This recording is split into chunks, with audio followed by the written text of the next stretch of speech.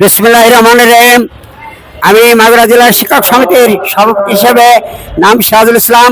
আমি 1972 সাল থেকে এই ইবতেদায়ী মাদ্রাসা প্রতিষ্ঠিত করেছিলাম এবং এর সাথে সংশ্লিষ্ট শিক্ষক হিসাবে আমার অঙ্গ সংগঠনের সাথে জড়িত একাধিকবার এই প্রেস ক্লাব শুধু নয়, পল্টন, মহাখালী, গুলশান বিভিন্ন অঞ্চলে আমরা অদ্যাবধি পর্যন্ত বারবার এইরকম সংগ্রাম সে আপনাকে অনশন অমরণ বহু কিছু করেছি।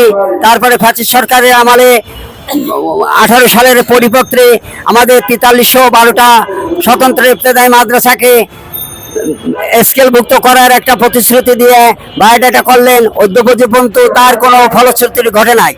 এইবার ডক্টর ইউনূস সাহেব কেয়ারটেকার সরকার এসে ইনার আমলে গত জানুয়ারি মাসে একটা প্রতিশ্রুতি দিল যে 1070টা মাদ্রাসাকে আপাতত জাতীয় স্কেল ঘোষণা করা হলো এবং 26 সালে সমস্ত স্বতন্ত্র ইবতেদায়ী মাদ্রাসাকে জাতীয়করণ হবে। কিন্তু সেই 1070টা মাদ্রাসারও কোনো কিছু এখন পর্যন্ত ঘটে নাই। তাদের 4-5 মাস হলো সেই আগের ন্যায়ও বেতন পাচ্ছে না এবং যে জাতীয় স্কেল হলো তার কোনো নমুনাই পাওয়া যাচ্ছে না। এখন আমাদের 68,000 গ্রামের সমস্ত লোকজন যে স্বতন্ত্র ইবতেদায়ী মাদ্রাসার এখানে পাঠদানে নিয়োজিত আছে, তারা অদ্যাবধি পর্যন্ত কোনো বেতন স্কেল বা কোনো কিছু পায় না। বেতন আছে, চাকরি নাই, এমন কোনো দেশ নাই। কিন্তু বাংলাদেশে এই পরিণতি কেন? শতকরা 85 জন মুসলমান, এখানে ধর্মীয় শিক্ষা নয়, ইংরেজি বাংলা সহ ধর্মীয় কোরআন, ফিকা, আরবি বিভিন্ন পাঠদান করানো হয়। প্রাইমারির চাইতে এখানকার যোগ্যতা বেশি এবং প্রাইমারির চাইতে ক্লাস বেশি, কিন্তু এর প্রতি কেন এরকম বিরূপ আচরণ? তাই আমি আমার পক্ষ থেকে সরকারের প্রতি আকুল আবেদন করছি। আমাদের ন্যায্য দাবি বহাল রাখতে হবে এবং সচিব মানে উপদেষ্টা জিন্দায় আছেন এবং শিক্ষা উপদেষ্টা যারাই আছেন না কেন, আমাদের এই স্বতন্ত্র ইবতেদায়ী মাদ্রাসাকে জাতীয়করণ করতে হবে।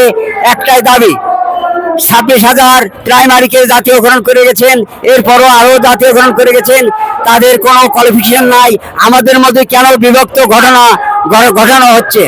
আপনারা মুসলমানের ধর্মের প্রতি কেন এত অবজ্ঞা কেন করছেন? আমাদের এখানে আমাদের মাদ্রাসাগুলোকে বছরে নবায়ন করতে হয়। এই 2025-এর পরিপত্রে মোটে 700 টাকার জায়গা আপনার 10,000 টাকা এবং 20,000 টাকা করা হয়েছে। আমরা সেইভাবেই ব্যাংক ব্যালেন্স করে সরকারের যে নিয়ম নীতি অনুসারে আমরা নবায়ন করে আসছি, কিন্তু সরকার আমাদেরকে পুতুল খেলার মতো খেলে বেড়াচ্ছে, কিন্তু আমাদের কাজের কোনো কিছু ঘটছে না কেন? আমি অনুরোধ করি সারা বাংলাদেশের প্রাপ্য শিক্ষকের প্রাপ্য হিসাবে তাদের ন্যায্য দাবি এবং ন্যায় অধিকার থেকে বঞ্চিত না করে তাদেরকে অতি সত্বর জাতীয়করণ করা হোক। এবং এই প্রেস ক্লাব থেকে আমরা আমাদের পরিপত্র এবং ওই কিছু না হাতে পাইয়ে আমরা মাঠ ত্যাগ করব না।